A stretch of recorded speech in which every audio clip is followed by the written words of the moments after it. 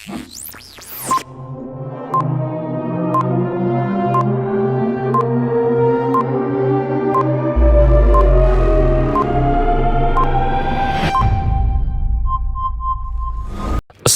warahmatullahi wabarakatuh. Sebagai seorang wali besar, bahkan pimpinan para wali yang sangat alim dan dianugerahi oleh Allah dengan beragam karamah, Syekh Abdul Qadir dipandang mempunyai banyak barokah. Karenanya, hingga saat ini banyak umat Islam yang tabarrukan ataupun ngalap berkah kepada Syekh Abdul Qadir melalui beragam cara. Ada yang melalui pembacaan manakib, bertawasul, memperingati haulnya, ziarah ke makamnya, dan seterusnya. Barakah atau berkah ini memang sangat kental di kalangan umat Islam, utamanya di kalangan para santri, salaf, dan kaum Nahdliyin. Menurut Imam Al-Ghazali, berkah ataupun barakah mempunyai arti ziyadatul khair, artinya bertambahnya kebaikan. Dalam kamus Al-Munawwir, barakah, al-barakatuh diartikan sebagai karunia Tuhan yang mendatangkan kebaikan bagi kehidupan manusia. Hal ini hampir sama dengan definisi yang dibuat oleh Imam Al-Ghazali.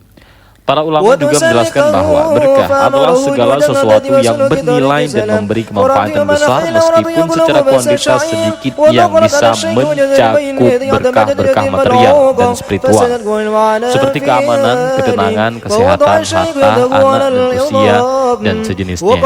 Berkah karena juga menjadi sebuah doa. Di dalam kehidupan sehari-hari, kita sering mendengar semoga berkah. Artinya semoga kita mendapatkan curahan kebaikan atau tambahan kebaikan, baik kebaikan yang berupa bertambahnya harta, rezeki, maupun berupa kesehatan, ilmu, dan amal kebaikan ataupun pahala. Dalam Al-Quran, kata berkah ataupun barokah hadir dengan beragam makna. Di antaranya langgengnya kebaikan, banyak dan bertambahnya kebaikan. Al-Quran sendiri merupakan berkah bagi manusia sebagaimana firman Allah Subhanahu wa Ta'ala yang artinya, ini Al-Quran adalah sebuah kitab yang kami turunkan kepadamu, penuh dengan berkah supaya mereka memperhatikan ayat-ayatnya dan supaya orang-orang yang mempunyai pikiran mendapatkan pelajaran. Al-Quran Surah Shad ayat 29. Berkah ataupun barakah dalam arti yang luas bisa menyangkut masyarakat atau kaum yang mendapatkan kebaikan, keselamatan, dan kesejahteraan bagi seluruh kaum dalam suatu wilayah. Hal ini tercantum di dalam Al-Quran yang artinya, jika sekiranya penduduk negeri-negeri itu beriman dan bertakwa, pastilah kami akan melimpahkan kepada mereka berkah dari langit dan bumi. Al-Quran Surah Al-A'raf ayat 96. Paling tidak, dari kedua ayat tersebut dapat kita pahami bahwa sumber keberkahan bagi orang-orang yang beriman datang dari Allah Subhanahu wa Ta'ala. Sementara itu, syarat untuk datangnya berkah adalah dengan beriman dan bertakwa. Ini berlaku baik secara individu maupun masyarakat ataupun jama'i, sehingga keberkahan dapat kita rasakan sebagai pribadi muslim maupun dalam konteks kehidupan bermasyarakat. Sebagai pribadi, keberkahan dapat kita rasakan misalnya dengan mendapatkan hidup yang tenang, bahagia, sehat, rezeki yang cukup, anak yang soleh, solehah, tetangga yang baik, dan sebagainya. Dalam konteks hidup bermasyarakat, keberkahan itu bisa berupa lingkungan yang aman, damai, tidak ada bencana, bahan makanan yang melimpah dan murah, dan sebagainya. Lantas, bagaimanakah ciri-ciri orang yang merasakan hidupnya penuh berkah? Kita kembali mengacu kepada Al-Quran maupun hadis Rasulullah Sallallahu Alaihi Wasallam. Ada beberapa indikator orang-orang yang mendapat berkah dalam hidupnya sesuai dengan kriteria Al-Quran, antara lain merasa nikmat dalam beramal saleh, itu terdapat dalam Al-Quran Surat Al-An'am. Konsisten ataupun istiqamah dalam kebaikan, ini sebagaimana disebut dalam Al-Quran Surah Al-Imran. Merasakan kerinduan kepada Allah, dan ini sebagaimana disebut dalam Al-Quran Surah Al-Anfal. Berkah ini penting sebab berkah menunjukkan nilai dan manfaat dari apa yang kita miliki. Mempunyai sesuatu sedikit tidak apa-apa asal berkah, daripada mempunyai hal banyak tetapi tidak berkah. Syukur-syukur mempunyai sesuatu yang banyak dan juga berkah. Apalah artinya kita mempunyai harta yang banyak, mobil mewah, rumah mewah, dan sebagainya, kalau tidak membawa keberkahan. Sesuatu yang tidak membawa berkah biasanya akan membawa celaka. Karenanya berkah harus dicari, sebab ia merupakan hal penting dalam hidup kita. Seseorang akan sangat bahagia jika harta atau kekayaannya bertambah atau meningkat. Mempunyai mobil misalnya, jika bertambah baik dari sisi jumlah maupun manfaatnya, itu pertanda berkah. Begitu juga rumah, kalau berkah maka ia akan bertambah baik, terutama dari sisi fungsi dan manfaatnya. Terkait dengan berkah ini, ada tradisi yang disebut dengan ngalap berkah di kalangan santri tradisional dan warga Nahdliyin. Perkara ini bukan soal yang asing. Ngalap berkah merupakan bahagian dari tradisi mereka. Bahasa Arab dari ngalap berkah ini adalah tabarrukan. Seperti yang dijelaskan, tabarukan ataupun ngalap berkah adalah hal yang lumrah yang terjadi di pesantren-pesantren Indonesia. Lalu, apakah bisa ngalap berkah alias tabarukan kepada para nabi, wali, orang-orang saleh, termasuk kepada para guru? Tentu saja bisa, sebab melalui orang-orang saleh seperti para nabi dan wali, berkah bisa kita dapatkan. Orang-orang saleh tersebut merupakan salah satu wahana bagi Allah untuk menyalurkan berkahnya kepada kita. Karenanya, para sahabat sendiri juga sering bertabaruk kepada Rasulullah SAW. Ada beberapa hadis yang menjelaskan sifat dan macam-macam tabaruk sahabat kepada Rasulullah SAW. Ada sahabat yang membincangkan soal tabarukan para sahabat dengan tubuh Rasulullah sebagaimana yang dilakukan oleh Aisyah, hadis riwayat Bukhari Muslim. Melalui rambut Rasul sebagaimana yang dilakukan oleh Abu Tolha. Melalui ludah Rasul sebagaimana yang dilakukan Asma bin Abu Bakar. Melalui keringat Rasul sebagaimana yang dilakukan oleh Ummu Salim, dan hal itu diafirmasi oleh Rasul. Bahkan barang-barang yang pernah disentuh Rasul pun bisa dijadikan tabarukan oleh sahabat. Salah satunya adalah minuman. Jadi tabarukan itu sesuatu yang sah-sah saja. An-Nawawi dalam Syarah Muslim menjelaskan bahwa hadis-hadis tadi merupakan kebolehan untuk tabarukan dengan bekas orang-orang soleh. Bahkan Ibnu Hibban dalam sahihnya membagi dua bab khusus yang menjelaskan tentang bolehnya ngalap berkah ataupun tabarukan dengan orang-orang saleh dan ahli ilmu. Terus, mengapa perlu lewat dengan orang-orang saleh seperti Syekh Abdul Qadir?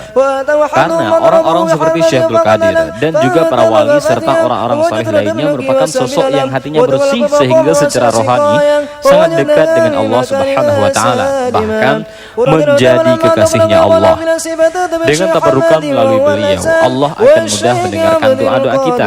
Maka muncullah tradisi-tradisi tertentu yang bisa dijadikan sebagai sarana untuk ngalap berkah terhadap Syekh Abdul Qadir, seperti membaca manaqib, bertawasul terhadap beliau, dan seterusnya. Syekh Abdul Qadir Al-Jailani, kelahiran sang pemimpin para wali.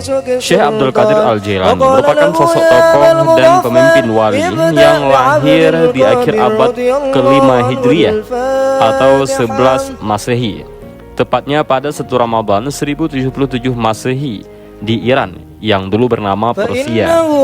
Sesuai dengan namanya, daerah yang menjadi tempat kelahiran Syekh Abdul Qadir Al-Jailani bernama Gilan ataupun Jilan, yang lokasinya berada di sebelah selatan Laut Kaspia yang sekarang masuk provinsi Mazandaran.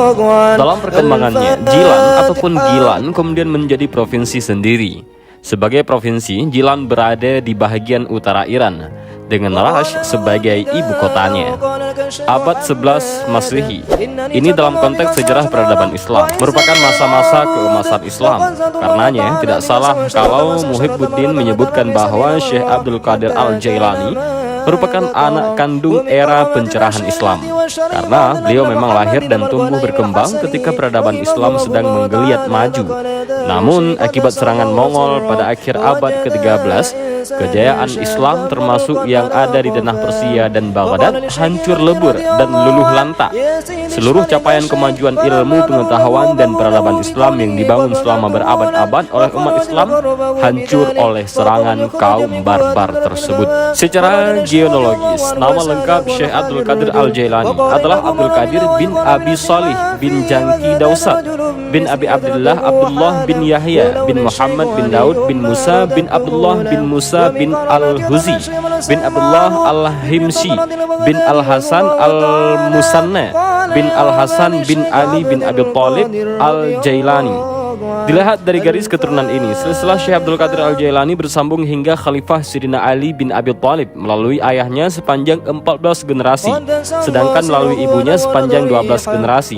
Dalam hal ini, Said Abdurrahman Jami memberikan komentarnya bahwa Syekh Abdul Qadir Al-Jailani merupakan seorang sultan yang agung yang dikenal sebagai Al-Ghawsat Al-A'zam. Beliau mendapat gelar Sayyid dari silsilah kedua orang tuanya, Hasani dari sang ayah dan Husaini dari sang ibu. Jadi dari sisi ayah, silsilah Syekh Abdul Qadir Al-Jailani bersambung ke Rasulullah melalui anak Sayyidina Ali yang bernama Hasan. Sementara dari sisi ibu, nasabnya sambung ke Rasulullah melalui anak Sayyidina Ali yang bernama Husain. Karenanya, Syekh Abdul Qadir Al-Jailani ini mempunyai dua garis yang kuat untuk bisa sambung ke Rasulullah.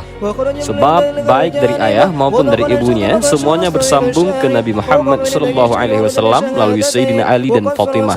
Beliau tumbuh dan berkembang sebagai pemimpin wali yang namanya masyhur hingga hari ini. Di dunia Islam, nama beliau sudah tak asing lagi, terutama bagi mereka yang mengikuti tasawuf atau tarekat. Di dalam tawassul, pasti tidak pernah mengabaikan nama besar Syekh Abdul Qadir. Dalam hal kemasyhurannya sebagai tokoh wali, Al-Jabai berkata bahwa Syekh Abdul Qadir pernah berkata kepadanya, "Tidur dan bangunku sudah diatur. Pada suatu saat dalam dadaku timbul keinginan yang kuat untuk berbicara. Begitu kuatnya sampai aku merasa tercekik jika tidak berbicara. Dan ketika berbicara, aku tidak dapat menghentikannya. Pada saat itu ada 2 atau 3 orang yang mendengarkan perkataanku. Kemudian mereka yang mengabarkan apa yang aku ucapkan kepada orang-orang.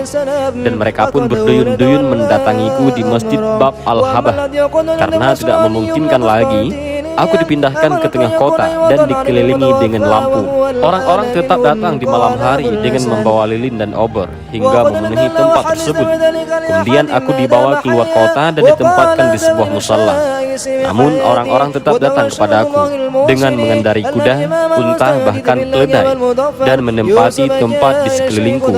Saat itu hadir sekitar 70 orang para wali radhiyallahu anhu. Sementara itu, dalam beberapa manuskrip juga didapatkan bahwa Syekh Abdul Qadir Jailani pernah menyatakan, "Sebuah suara berkata kepadaku saat aku berada di pengasingan diri, kembali ke Baghdad dan ceramahilah orang-orang. Aku pun ke Baghdad dan menemukan para penduduknya dalam kondisi yang tidak aku sukai, dan karena itulah aku tidak jadi mengikuti mereka.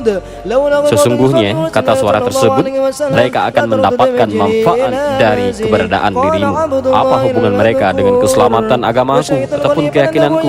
Kembali ke Baghdad dan engkau akan mendapatkan keselamatan agamamu." Jawab suara itu akhirnya. Dalam kisahnya juga dijelaskan bahwa Syekh Abdul Qadir Jailani konon membuat 70 perjanjian dengan Allah. Di antara perjanjian itu adalah bahwa tidak ada seorang pun yang berani menentang beliau, dan tidak ada seorang pun santrinya yang meninggal kecuali dalam keadaan bertaubat. Setelah itu beliau kembali ke Baghdad dan mulai berdakwah. Saat itulah namanya langsung terkenal di berbagai penjuru kota Baghdad. Ketika beliau sudah dikenal sebagai wali, maka banyak orang yang berbondong-bondong sebagai muridnya. Banyak santrinya yang kemudian menjadi ulama terkenal, seperti Al-Hafiz Abdul Ghani yang menyusun kitab Umdatul Ahkam fi Kalami Khairul Anam. Syekh Qudamah penyusun kitab fikih terkenal yaitu Al-Mughni. Imam Ibnu Rajab dalam sebuah kesaksiannya juga berkata, Syekh Abdul Qadir Jailani rahimahumullah memiliki pemahaman yang bagus dalam masalah tauhid, sifat-sifat Allah, takdir, dan ilmu-ilmu ma'rifat yang sesuai dengan sunnah. Selain dikenal dengan keramahnya, Syekh Abdul Qadir Jailani juga dikenal mempunyai banyak karya. Karya-karya beliau merupakan refleksi dari pemikirannya. Di antara karyanya yang banyak terkenal adalah seputar tasawuf. Namun sebahagian ulama besar yang ilmunya sangat luas, beliau mempunyai banyak karya di bidang lain, termasuk di bidang tafsir, bahasa, dan fikih. Di antara karya-karya Syekh Abdul Qadir Al-Jailani yang terkenal adalah Tafsir Al-Jilani, Al-Ghunyah li Talibi Tariqil Haq, Futhul Ghaib, Al-Fat Ar-Rabbani, Jala' Al-Khawatir, Sir Al-Asrar, Asrar Al-Asrar, Malfuzat, Khamsata Asyara Maktubah, Ar-Rasail, Ad-Diwan, Salawat wal Aurat, Yawaqitul Hikam, Jala' Al-Khatir, Amrul Muhkam, Usul As-Saba, dan Mukhtasar Ulumuddin. Para santrinya begitu melimpah saat menghadiri majelis pengajiannya yang ada di Baghdad. Bahkan di antara mereka juga mengumpulkan segala hal yang berkaitan dengan nasihat dari majelis-majelisnya. Dalam pengajiannya, Syekh Abdul Qadir Jailani menjelaskan beragam masalah keagamaan, termasuk menyangkut persoalan-persoalan tauhid dan tasawuf, seperti sifat, takdir, dan lainnya. Beliau berpegang pada sunnah dan secara tegas membantah dan melawan orang-orang yang menyelisihi sunnah. Selain para santrinya, para ulama juga banyak yang memberikan komentar mengenai keagungan dan kealiman beliau, baik komentar-komentar yang positif maupun agak miring. Syekh Junaid Al-Baghdadi misalnya, yang hidup 200 tahun sebelum kelahiran Syekh Abdul Qadir.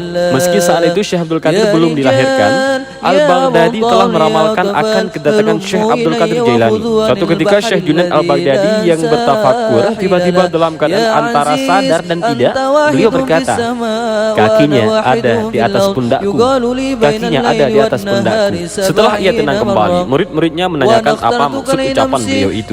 Kata Syekh Junaid Al-Baghdadi, "Aku diberitahukan bahwa kelak akan lahir seorang wali besar, namanya adalah Abdul Qadir yang bergelar Muhyiddin, dan pada saatnya kelak atas kehendak Allah ia akan mengatakan, kakiku ada di atas pundak para wali." Syekh Abu Bakar Ibnu Hawara juga hidup sebelum masa Syekh Abdul Qadir. Beliau adalah salah seorang ulama terkemuka di Baghdad.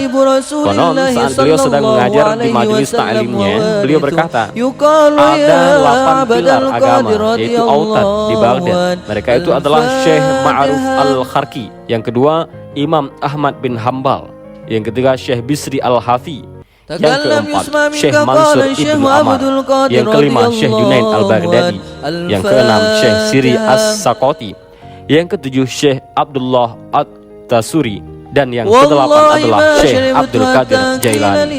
Ketika mendengar hal itu, seorang muridnya yang bernama Syekh Muhammad Asy-Syambaiki bertanya, "Kami telah mendengar ketujuh nama itu, tapi yang kedelapan kami belum mendengarnya.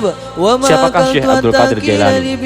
Syekh Abu Bakar pun menjawab, "Abdul Qadir adalah salihin yang tidak terlahir di Arab, tetapi di Jailan, yaitu Persia, dan akan menetap di Baghdad." Kutub Al-Irsyad Abdullah Ibnu Alawi Al-Haddad dalam kitabnya Risalatul Mu'awanah menjelaskan tentang tawakal, dan beliau memilih Syekh Abdul Qadir Jailani sebagai suri teladannya. Syekh Ibnu Qudamah juga yang sempat tinggal bersama beliau selama 1 bulan 9 hari. Kesempatan ini digunakan untuk belajar kepada Syekh Abdul Qadir Al-Jailani sampai dia meninggal dunia. Syekh Ibnu Qudamah misalnya, ketika ditanya tentang Syekh Abdul Qadir, beliau menjawab, "Kami sempat berjumpa dengan dia di akhir masa kehidupannya. Ia menempatkan kami di sekolahnya. Ia sangat perhatian terhadap kami. Kadang dia mengutus putra beliau yang bernama Yahya untuk menyalakan lampu buat kami. Ia senantiasa menjadi imam dalam salat fardu." Al-Muqri Abu Hasan Asy-Syatmufi juga berkata bahwa Syekh Abdul Qadir Al-Jailani adalah seorang yang diagungkan pada masanya. Dia diagungkan oleh para syekh, ulama, dan ahli zuhud. Ia banyak memiliki keutamaan dan karamah. Al-Muqri Abul Hasan Asy-Syatmufi Al-Misri yang mengumpulkan kisah-kisah dan keutamaan-keutamaan Syekh Abdul Qadir Jailani dalam 3 jilid kitab. Judul asli kitab itu cukup panjang, yaitu Bahjatu Al-Asra wa Anidu Al-Anwar fi ba'di manaqib al-kutub ar-rabbani Abdul Qadir Jailani. Lalu As-Sam'ani juga pernah berkata, Syekh Abdul Qadir Jailani adalah penduduk kota Jailan. Ia seorang imam bermazhab Hambali, menjadi guru besar mazhab ini pada masa dia hidup. Imam Az-Zahabi menyebutkan biografi Syekh Abdul Qadir Jailani dalam Syiar A'lamin Nubala dan menukilkan perkataan Syekh sebagai berikut: "Lebih dari 500 orang masuk Islam lewat tanganku, dan lebih dari 100.000 orang telah bertaubat." Namun komentar agak miring soal keajaiban Syekh Abdul Qadir Jailani juga diungkapkan para ulama. Salah satunya adalah Imam Az-Zahabi. Az-Zahabi menukilkan perkataan-perkataan dan perbuatan-perbuatan Syekh Abdul Qadir yang aneh-aneh, sehingga memberikan kesan seakan-akan dia mengetahui hal-hal yang gaib. Kemudian di akhir pernyataannya, Az-Zahabi berkata, intinya Syekh Abdul Qadir memiliki kedudukan yang agung, tetapi terdapat kritikan-kritikan terhadap sebagian perkataannya, dan Allah Ta'ala menjanjikan ampunan atas kesalahan-kesalahan orang beriman.